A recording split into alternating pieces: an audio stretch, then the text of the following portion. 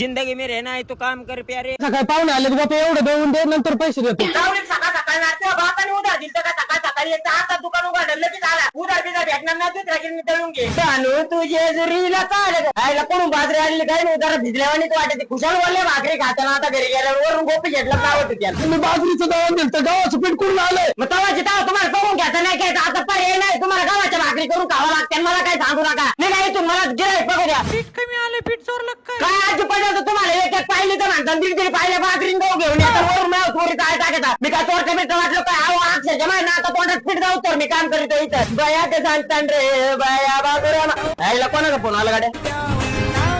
हा hello mummy बोल ना घरी पाहुणे आलेत मटण केले लवकर ये. मटण केले अजिबात टेन्शन घेऊ नको तू त्या कोणाकडून बाजरी बिजरी काय घेऊ नको ठेवू थोडे पीठ आणतो मी चोरून आपल्या मरणाचं पीठ पडलं. 3 भाकरीचा आणतो आणि त्या दिवशी बुधवारच्या बाजारातून गोपीचंद मसाला आणलाय गोपीचंद मसाला सोडून दुसरा मसाला भाजीत अजिबात दिसला ना बायला आधी सांगतोय मम्मी म्हणली चांगले दळण अरे तू आई सुद्धा म्हणजे अशी बाजरी ना असे तांदूळ नसतं करून जरा करीतो तर तुझी मम्मी सुद्धा म्हणजे अमेरिकेहून दळून आणलं का नुसत्या पांढऱ्या भाकरी आजच्या माझं डोळ्यात पाणी येतो कधी कधी उधारीवाल्यांनी एवढा पितोळ आणलाय मला असं वाटत आता त्यांना ना जाती घेऊन द्यावं डायरेक्ट माझ्या पदर म्हणजे घरीच दळणार राहते त्यांचे अक्षरच्या लाईट बिल भरायचं तुझा पैसे नाही राहत राहू तुम्हाला काय सांगू अक्षरच्या इतिहास जुन्या काळात आजोबांच्यापासून आमची गिरणी त्या काळात तर आजोबांच्या इंटरांचे दळण दळलेले मग बघा आणि आता मी दळितोय